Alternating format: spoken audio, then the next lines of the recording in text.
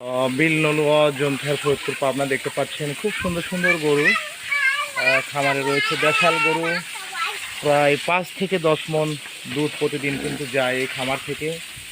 এবং jersey, Friesian, Australian সব ধরনের গরুই কিন্তু এখানে রয়েছে। গরু গোয়ালটা পরিষ্কার পরিচ্ছন্ন করা হচ্ছে এবং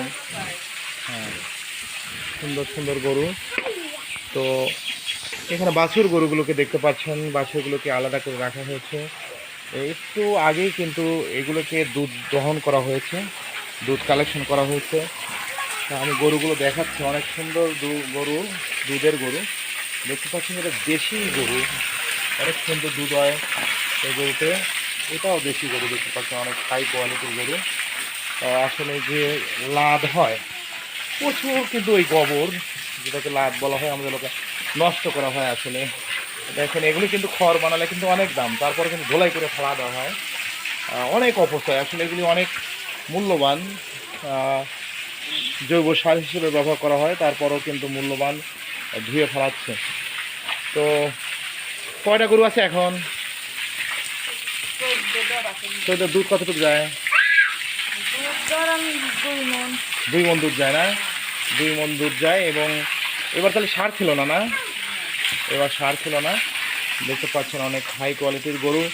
তো পাবনা জেলা সবসময় গরুর জন্য বিখ্যাত। আসলে সারা বাংলাদেশে কিন্তু দুধ সাপ্লাই, পাবনার এই গরুর দুধই কিন্তু আসলে সাপ্লাই দেওয়া হয়ে থাকে। সারা বাংলাদেশের দুধের যোগান দিয়ে থাকে পাবনা জেলার এই দুধ দিয়ে। আসলে দেশাল গরু এবং পুষ্টির চাহিদা মিটিয়েও কিন্তু বিদেশে রপ্তানি করা হচ্ছে। ঘি, মাখন, বাটার অনেক কিছু কিন্তু রপ্তানি করা হচ্ছে। তো আপনারা স্বল্প পরিসরে ইচ্ছে করলে কিন্তু আপনারা কিন্তু গরু লালন পালন করে আপনারা স্বাবলম্বী হতে পারবেন এবং ভালোভাবে আপনারা জীবন অতিবাহিত করতে পারবেন।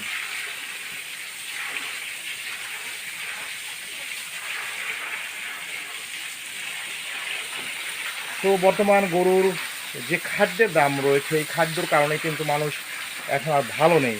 কারণ এই খাদ্যর কারণেই কিন্তু লাভ লাভ আসলে পুষিয়ে পারছে না। কারণ হচ্ছে দুধ 50 টাকা 49 টাকা কেজি, কিন্তু শহরে কিন্তু ঠিকই 100 টাকা অথবা 80 টাকা কেজি। যদিও গ্রামের মানুষ এই দুধগুলো সাপ্লাই দিয়ে থাকে শহরে, কিন্তু সেই কাঙ্ক্ষিত দাম কিন্তু আসলে গ্রামের যারা কৃষক পর্যায়ে এবং যারা উদ্যোক্তা রয়েছে তারা কিন্তু আসলে পায় না। তো সবাই ভালো থাকবেন, সবার সুস্বাস্থ্যতা কামনা করে এখানেই শেষ করছি। আপনারা সময় পেলেই আপনারা কিন্তু বেকার না থেকে আপনারা কিন্তু এইভাবে কিন্তু গরু লালন পালন করতে পারেন। ধন্যবাদ সবাইকে, সবার সুস্বাস্থ্যতা কামনা করে এখানে শেষ করছি। আসসালামু আলাইকুম ওয়া রাহমাতুল্লাহি ওয়া বারাকাতুহু।